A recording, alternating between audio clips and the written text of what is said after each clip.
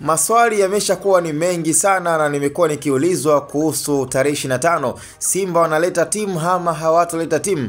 Basi nikupe taarifa ambayo hivi sasa kuna mgogoro baina ya wanachama wa klabu ya Simba. Kuna baadhi ya wanachama wanakubaliana na mechi ichezwe tarehe 25, lakini kuna kundi la baadhi ya wanachama na hata baadhi ya viongozi wanaona kwamba kilichotokea ni kama udhalilishaji na ni kama dharau kwa klabu ya Yanga ambayo itajiona kwamba yenyewe katika ligi basi ndo fadha wa ligi ya Tanzania. Kwa hiyo ili mradi tusifikie huko, basi inatakikana kwa hivi sasa kwa baadhi ya viongozi kujipa masaa 48. Yani kama ni mechi ya tarehe 25, basi hakuna haja ya klabu ya Simba kucheza, na mwisho siku pia kuangalia hatua stahiki za kuweza kuchukua ili mradi pia hii kesi iweze kufika CAF na CAS pia, ili mradi pia waweze kutoa maamuzi sahihi, kwa sababu kilichoweza kujitokeza mpaka hivi sasa klabu ya Simba ina advantage. Kama endapo kakutana CAS, Yanga na Simba,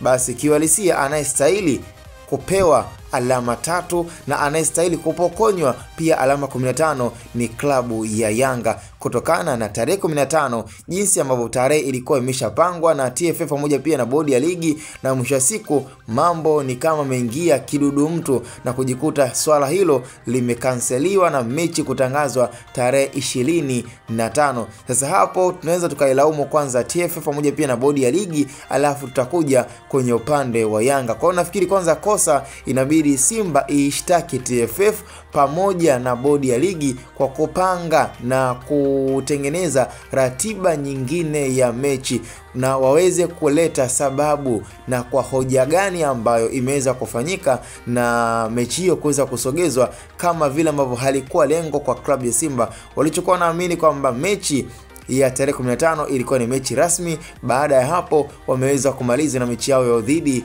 ya Kagera Sugar. Kwa hiyo kinachoendelea kwa hivi sasa ni kwamba kumekuwa na mkinzano kwa baadhi ya viongozi na baadhi ya wanachama, lakini pia taarifa hii nimeweza kueleta kwa mashabiki na wadau wa soka zaidi kwa klabu ya Simba. Je, una lipi la kutoa ushauri ama maoni ambayo unahisi yanaweza yakachangia vyema na kufanya pia ligi yetu endelee kusimama na hizi timu mbili ziendelee kuwika kama kawaida, na tusijikute kwamba labda pengine ligi tunaimaliza vibaya kwa chuki na pia adhabu ambazo zitakuwa tayari zimeshatolewa na TFF, ama pia kama ikapendezewa zaidi kwamba kesi hiyo kaenda CAF, basi huenda mambo yakawa tofauti na kujikuta kabisa kwamba Yanga na Simba zinaweza kujikuta katika madhara makubwa kwa msimu unaokuja, aidha ni kwa kufungia usajili ama chochote kile ambacho kitakuwa kimeweza kutoka kwa CAF kama CAF. Cha msingi tukutane kwenye upande wa comment. Ni Hatuboy Media.